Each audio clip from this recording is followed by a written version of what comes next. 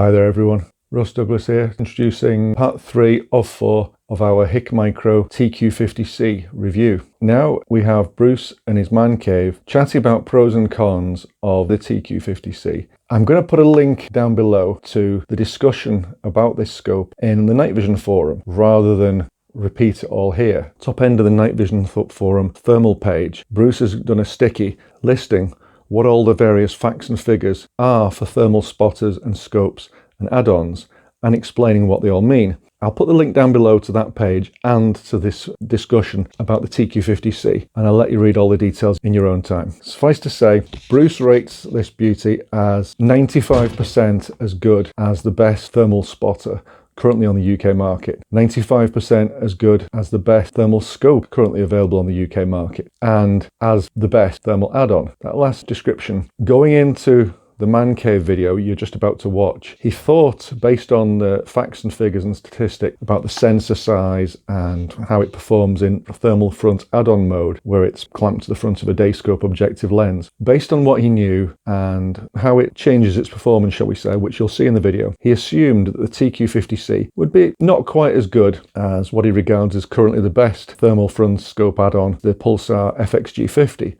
which he already owns. It's that good he bought one himself after we reviewed it. But we got a surprise 2 weeks ago when Bruce and I were invited out with many friends to a night vision and thermal tryout night by Mike McClellan, Ythan Field Sports Supplies up near Ellen. Thanks again, Mike. Bruce let people look through the TQ50C as a spotter or as a scope, and then he set it up on the front of a day scope, and he also set up the Pulsar FXG50 on the front of the same day scope, and let all 10 of us decide which we preferred. When we filmed this man cave bit, that review night hadn't happened yet, so Bruce was expecting one outcome and he got another outcome. Let's show you the man cave video anyway, and Bruce can explain all the pros and cons. What I want to show you is the difference between the field use of the Pulsar Krypton FXG50 front add-on, how you might use it in the field compared to the HIK TQ50C. So this is the Pulsar Krypton FXG50 with its ×5 monocular attached to the add-on. So typically, if you were out shooting, you'd have your rifle over your shoulder, you would have the Krypton on its neck strap, you would be using it to scan around to look for potential targets. Let's imagine you see something and you want to shoot it, so it's simply a matter of untwisting that, getting the rifle up, putting the add-on in line, and you don't have to zero it, and you're ready to shoot. Bang. The whole process takes just about a few seconds. When you've taken the shot, you can remove this, put the rifle back over your shoulder, clip the monocular back in, and you're back to spotting mode. Right, so there's no change of zero, and you showed yourself how easy that is. That's right. Okay, what we want to do is do the same process but with a HIK. Okay. Okay. So I'll take that off, and what I'll have to do is I will, to make it a fair comparison and using what HIK recommend that you do, is to have the scope adapter already mounted on the rifle. Yeah, so you've got one of the rubber packers. I've got one of the rubber shims in, the right size shim for this particular scope. These are adhesive backed, and normally what you would do is you would stick that in here. Yeah. Okay, but I don't want to do that because, you know, this is just we're just doing this as a trial. I don't want to actually waste one of these. So I've just put that in loosely. I've put the rubber to the outside and kept the shiny, slippy plastic to the inside to make it a little bit easier for me to get the adapter onto the actually onto the scope. So I'll put the adapter on the scope because this is what is recommended, that stays on the scope permanently. Okay. So now I've got a situation where I'm walking around with a rifle. I would have some sort of neck strap. Yes. Okay. And because we know the 1/4" UNC lanyard fits. Okay. So, sorry, I forgot to bring one of my lanyards with me. Okay, so I'm using. I presume I've got an extra. Okay, and we won't fight about how we get an extra analyze it. And I'm using this as a monocular. And let me be straight away. This is a far better monocular than the Krypton plus that. Okay, this is much more ergonomic. It's lighter, wider field of view, much easier to use. This significantly cheaper. Significantly cheaper. Yeah, I mean. That again in TQ50 mode, using it as a spotter is $3,000. The FXG50 with the monocular and the adapter is about 4,200. Right. So it's quite a lot cheaper. But so as a monocular, it's far better than the Pulsar. The Pulsar, right? But the Pulsar does the job. Okay. Yeah. So I see something. Okay, I want to shoot it. So what I have to do is, first of all, I have to remove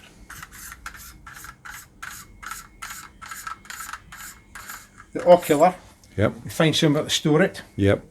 I then have to go into wherever I'm storing it and pick up the eyepiece adapter. Yep. Line that up. Line up the unique keyway. Yep. And screw that on.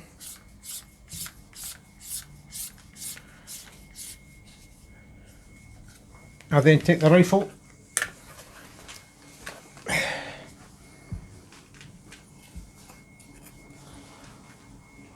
Line up the red dots and then left hand thread it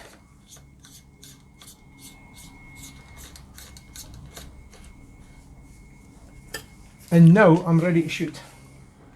Right.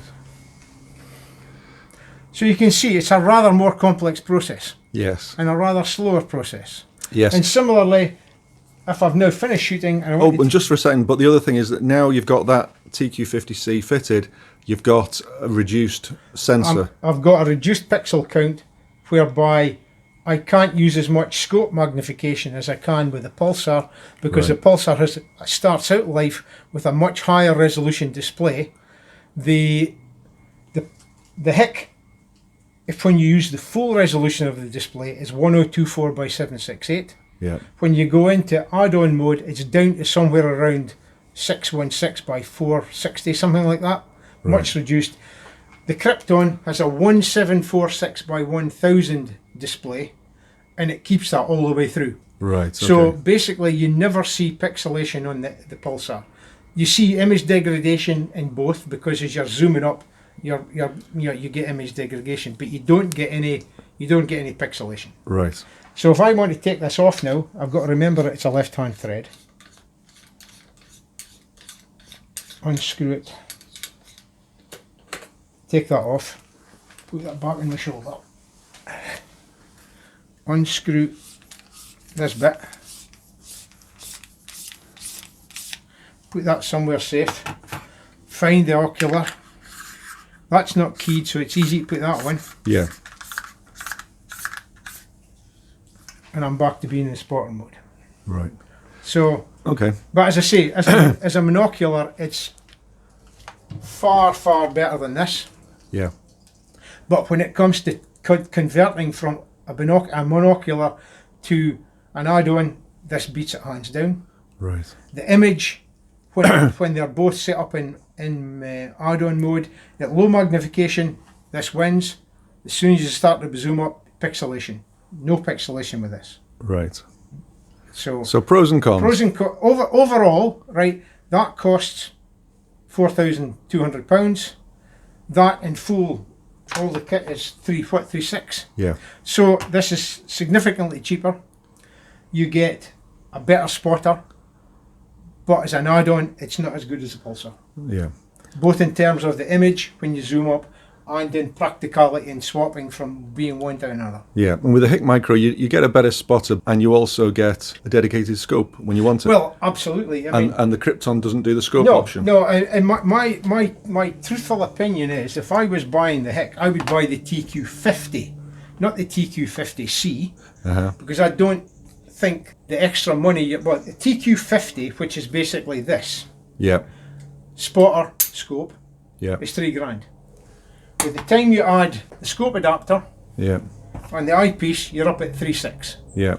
And honestly, this is better value. Yeah. I get 2 out of the 3 functions that does it better than almost anything else. Yeah. Right, for £3,000, I have to pay another £600 to get another function that doesn't really match the performance of the Pulsar add-on. Yeah. Although in monocular mode it's better. But as I say, for me, the best value product is the TQ50, which I can use as a spotter or a scope. And if you've got good, even with this mount, if you're then using this on a rifle with a good return to zero, then you can take that off the rifle with the mount still on, use it as a spotter, and then mount it onto the rifle and use it as a scope. Yeah. As long as you're confident you're going to get returned to zero. Yeah, well that depends on the quality of Picatinny rail, doesn't it? Very much so. Yeah. The brief experiments I've done would indicate that this is okay when it comes to return to zero. Yeah. But that cheap rail was not good enough. Right, that was a bit too much flex. Too much flex in that to give me confidence in return to zero. Right, okay. But I think, as I said to you, on this particular rifle and in many rifles, if I wanted to use that as a spotter and scope, I'd have a steel Picatinny rail extended that screws straight onto the top of the action, and I think that would resolve the issue. Yeah, okay. You have no return to zero problems. So that's basically where I stand on the add-on mode. But that's one of the 3 modes for the HIK. That's one of the 3 modes, and I would say it's the weakest mode. Yeah. It's the weakest of the 3 modes. The monocular mode is brilliant. Yeah. Bettered only bettered very, very marginally by the Helion 2XP50 Pro, but which costs massively more. The fact that you can buy this for £3,000 and have a monocular and a scope, whereas the Helion is purely a spotter, purely a monocular, would make me lean towards this. Yes. As a scope, best bang for your buck thermal scope at the moment. Yeah. Absolutely. No arguments about that. Image is fantastic. And what I haven't mentioned is something's called the net curtain effect. It's often seen on thermals. This kind of, a net curtain is the best way to describe it. Right. I think the proper name for it is fixed pattern noise. Oh, right, okay. I think that's the technical name for it. And you'll see it on the Krypton, you'll see it on the Helions, you'll see it on the Thermions. It's like it's very difficult to describe. It's like looking at an image through a very, very thin curtain. Yeah. Right? This doesn't have that. It's a beautifully clean image. Right. Beautifully clean image. And your shooting buddy last night was shooting rabbits on 1 mag. He was shooting rabbits on base mag, base mag, which is 2.6 magnification. Yeah, no problem. And he was loving it. Oh, like I said, he said to me, he says, "This is too good to be shooting rabbits with on a 2.2." That's fantastic. But even the guys that do shoot, they're relatively low magnification and wide field of view. And my initial thoughts were, oh, that's kind of too low for like long range foxing, which is kind of what I do. Yeah. I'm thinking, and I'm using a scope with a base my thermal scope with my 22-250 is 3.3, 3.4, 75mm lens. I'm thinking, this is maybe a little bit too low. But because you've got ×8 zoom on this, and you've only got ×4 on my other scope, and we put my old 75mm against this last night, and this just walked all over it. This was so much better. I'm having to give serious thoughts about selling a kidney to get one of these to put on my foxing rifle. It's that good. Yeah. I say value for money. $3,000 for a 12 micron 640 by 512 sensor with 35 millikelvin NETD and a 50mm f1 lens. The signal processing is good. They're not mucking up with the signal. The image is really, really good. Some people will like it more than others. Some people like a slightly different kind of presentation. I like it. Yeah. I just think it's a great bit of kit. Another little bonus, if you were to mount the TQ50C on its side as a front thermal add-on, you'd have to put up with the menus being rotated by 90 degrees, but you can have it mounted with its Picatinny rifle rail still attached, as you can see here.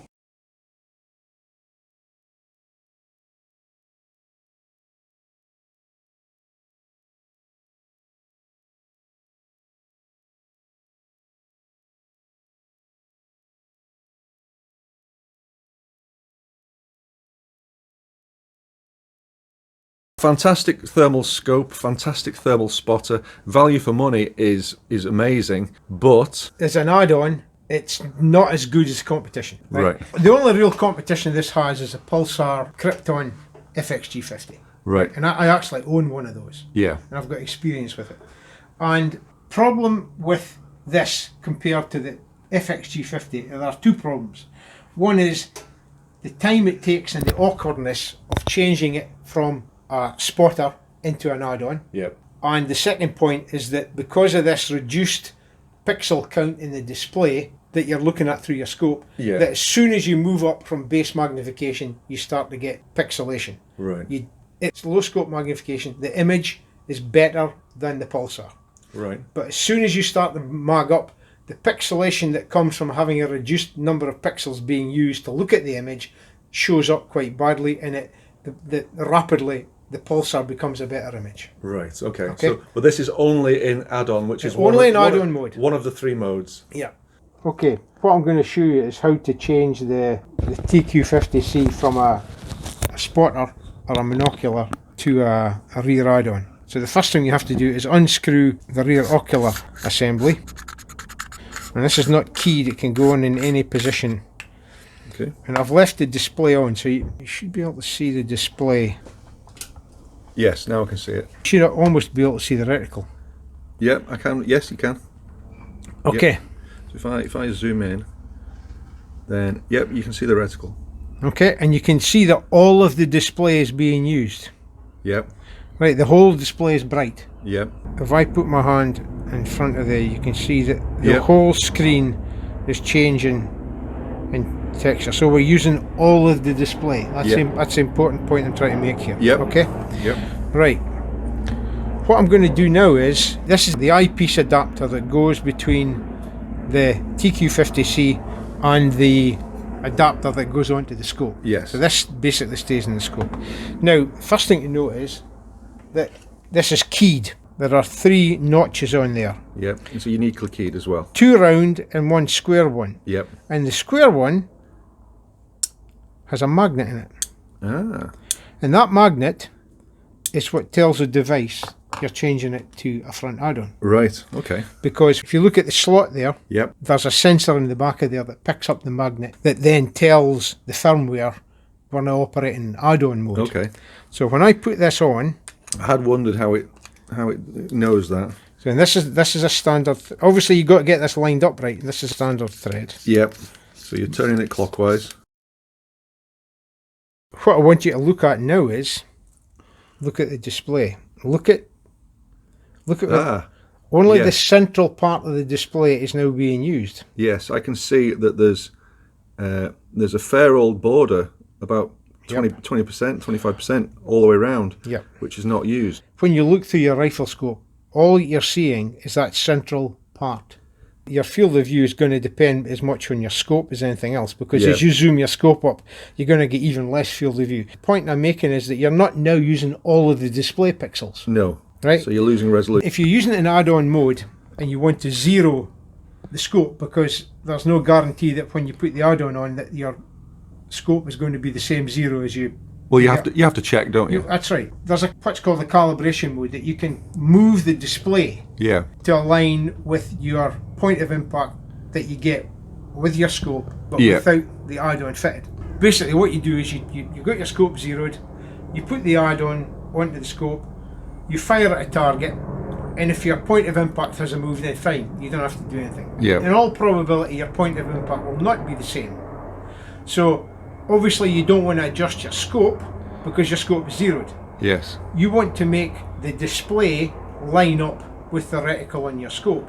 To do that, you shift the display right and left and up and down. Right. So in some ways you need to have space on the display to be able to move up and down. That's what you're looking at here. If I go into display calibration mode, if you want to come back here, if you can see if we can make this work. Now there's a display calibration mode which is not mentioned in any of the documents. Oh, right. Okay. Oh, there we go. Right, I'll just shift the X. Yeah. Is that numbers changing? X number's changing. Yeah. So the reticle is staying relative to the outside part of the display, Yes. so it's the inner active part of the display that's actually moving. Yes, because the border, there's a smaller border on the right And a bigger border and on a the bigger left. border on the left. So that's how you would adjust the display position to allow you to zero the rifle with the add-on attached. Right. Okay, but when you come out of add-on mode and go back to rifle scope mode, you haven't lost zero because your reticle's still in, you're back to using the full part of the display and the reticle's still in the same position. Yeah. Complicated, I know, but that's what it is. Right, okay. Now, for me, the downside is the fact that because you're looking at a reduced segment of the display, Yeah. and by moving this thing horizontally and vertically, I figured out exactly how far it can move. Right. Instead of having a 1024 by 768 pixel display, which is what you have in scope mode and in monocular mode, In spotter mode, yeah. when you've got it in add-on mode, you're down to about something like 616 by 460 pixels, Right. which is really low. It's lower than the resolution of the sensor. Right. Now, maybe they were trying to get it to be the same, 640 by 512. Maybe my measurements are a little bit off. But the problem is that you're now looking through your scope at a display with many fewer pixels Yeah. than you had when you used it in spotter And mode when or you scope. so when you use your scope zoom, you get You- pixelation. Dreadful. Dreadful pixelation. Okay. Right, and we'll show you that. Right, okay, thank you. That totally explains why the pixelation starts at such low scope magnification. So overall, you're saying this is a fantastic thermal rifle scope.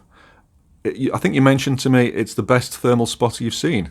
I would say as a thermal spotter, it's almost as good as a Helium 2 XP50 Pro. I could buy a Helium 2 XP50 Pro for slightly less than this with the add-on setup. But if I bought this as the TQ50, which is the scope Yeah. spotter version, it would be substantially cheaper than the Helium 2, and it would be better value for money than the Helium 2. Right. Buying this at 3.5, 3.6 with the add-on kit, the Helium 2 would be a better buy. Yeah. Just to be only as a spotter. But that, yeah, the Helium 2 spotter only, Helium 2 is a spotter only. Can't Yeah. do anything else. and this is a rifle scope. This is a spotter come rifle scope. As a rifle scope, you rate it. Oh, I really rate it highly. Best bang for your buck rifle scope. No argument about that. Yeah. So It's, again, if you go with the TQ50, which is the rifle scope spotter mode, which Yeah. is $3,000, it's far and away the best bang for your buck thermal rifle scope. on the market today. In my opinion, having used it now, having had it against my big old 75mm scope, and having looked at scopes like the T-Scepter Pro 55.6 and 55.3, the Ricoh RL42, the Ricoh RH50, value for money wise, and the quality of the image of this is outstanding. Right. It's outstanding. I mean, against the T-Scepter Pro 55.6, it's 99.9% as good. But the T-Scepter Pro 55.6 is £5,600. Right. This in TQ50 mode, scope mode, spotter mode, is $3,000. Yeah. Huge difference in price. Massive difference. And it's a better image than the T-Scepter Pro 55.3. And it's even that's 3.6. Yeah. So this is, to me, This is outstanding. this is outstanding as a rifle scope against anything. Yeah. Anything on the market today? Well, I mean, okay, maybe the brand new Thermion 2 XP50 might be marginally better, but again, that's $4,500. The lightness, the handiness of this is just exceptional. Exceptional. Excellent. Yeah. Although we must say, do you want to pick up the mount? You would like to see. I would like to see a longer mount. That bit to be further away from that bit. Yes, you need it to be 2 or 3 over here. Yeah. So this is too short, but this fella obviously has a unique cutout for the battery compartment, which is here upside down. So if this rail was 2 inches longer with a couple of other screw holes, it would need more cutouts. And you've used this. I've used this one in the rifle, which is a dovetail Picatinny adapter with an overhang with a reach back. Yeah. So I'm able to put that back here. That's about 2 inches long. And that was just enough for me, but this is a short stock rifle. Yes, it is. If you used a longer stock rifle, you're going to need a bit more. So I had this one on, which gave me a little bit more. Yeah. But I didn't really need it with this stock. And a longer stock rifle, you probably need more. Yeah. if I were to mount this scope permanently on this rifle, I wouldn't be using that. I'd be using a long Picatinny rail screwed straight onto the top of the Yeah, action. because looking at this one, it's a bit skinny, isn't it? Oh, it is. It's not very rigid. And this one's slightly better, but not much. I'm not 100% sold on the rigidity of that. So it'd be better, with the rigidity of this unit I'm holding, the supplied Picatinny rail, it'd be better if this was longer. Yes. Yeah. Yes. Cool.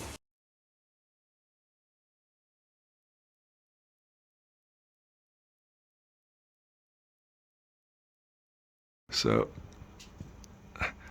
that's us with an Athlon scope on, what mag was it, Bruce? 2.5. 2.5 mag. Right, what I want to do is, if you can hold that there. Yeah. I'm going to try. Right, go on. Right, I'm going to increase the magnification.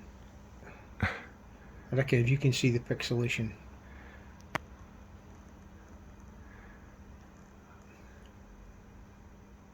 Focus is off slightly. But I'm not wearing my glasses either. So. That's up to 15. That's as high as it goes. I'll bring it back down again. So, you've seen Bruce's honest technical rundown on the TQ50C, spotter mode, rifle scope mode, and front add-on mode, which he was honest and he didn't expect to be quite up to the FXG50. Well, the revelation on the night vision thermal demo night, organised by Ythan Field Sports, was out of the 10 folk there, including Bruce and I, all of us looked through Bruce's high-end day scope with the Pulsar Krypton FXG50 fitted and the HIKMicro TQ50C fitted, and low mag, medium mag, high mag, everybody preferred the look of the TQ50C, which we didn't expect, as you've just seen from the footage you've just been watching, with Bruce in his man cave giving you the technical rundown. So the TQ50C wins, basically, in everyone's opinion, because the image just looked better. It's obviously much better at low mag, and Bruce expected that, but even at medium and high mag, folk preferred the TQ50C image, and that crowd is made up of gamekeepers, foxers, professional and amateur pest controllers. Everyone gave their honest opinion, and everyone gave the TQ50C the thumbs up. I've been out a few nights ago with the TQ50C in spotter mode, so no rail attached, no rifle attached, wearing it on a lanyard around my neck, had it in my Smocks joy pouch, walked along, stopped, took it out, did some filming. So the footage is a tiny bit shaky, but it's very real. Here I've just stepped out of my car, and the heat source you can see in the distance is the transformer for an electric fence, which is about 50 meters away inside the riding school. Here, excuse the shakiness, I'm just switching the reticle off as it's in spotter mode, and this is handheld at this stage. So I'm just checking out one of my permissions from the east side looking west. So we have horses, rabbits, piles of horse manure for fresh, which glow a lot hotter than rabbits. And you can see straight away, you can see that this spotter reveals every living animal out to a fair old distance. In this case, this wall in the background, the furthest wall you can see here is about 300 meters away, bordering a different one of my permissions. Here we have a different set of paddocks looking south, and the horses in the distance are about 155 meters away. The bird of prey or owl resting on a fence post in the distance is about 185 meters away. As you can see, there are a lot of rabbits in this permission. No shortage around here. Here I'm trying my best to hold things steady, and I'm trying out the ×2, ×4 and ×8 digital zoom. Obviously ×8 handheld, it gets a bit shaky though. My apologies. Here I've moved around slightly to look due west along this shallow valley. And the horses, most distant horses, are 650 meters away, and the glowing stone buttress of the railway embankment is 750 meters away.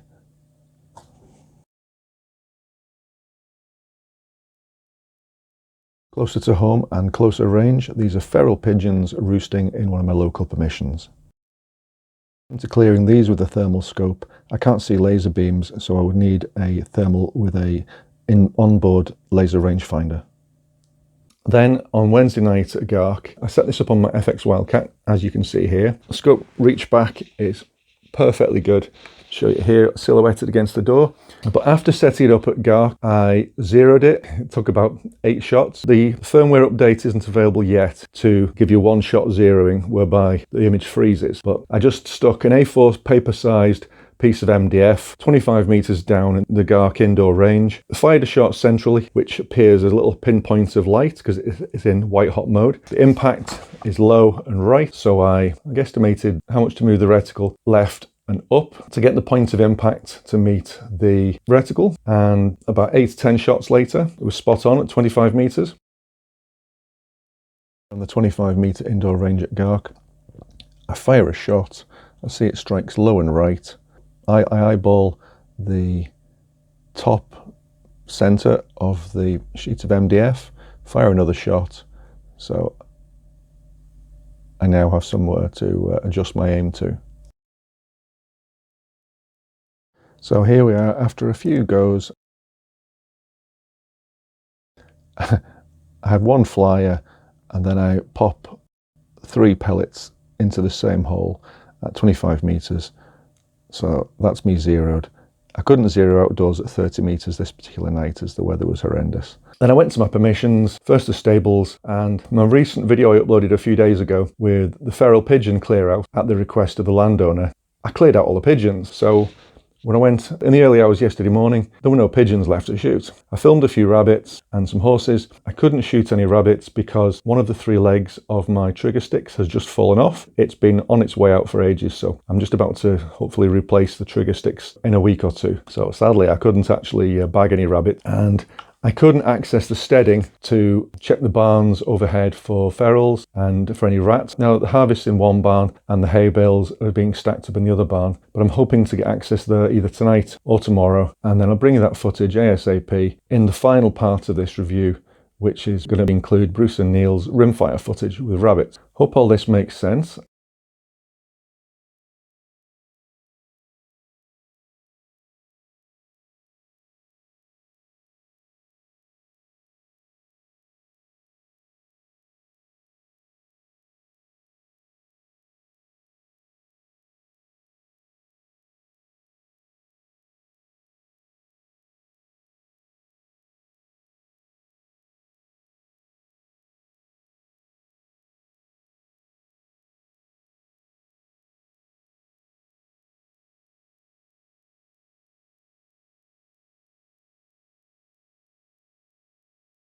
Thanks for watching, and hope all this has made sense and given you more information about the HIKMicro TQ50C.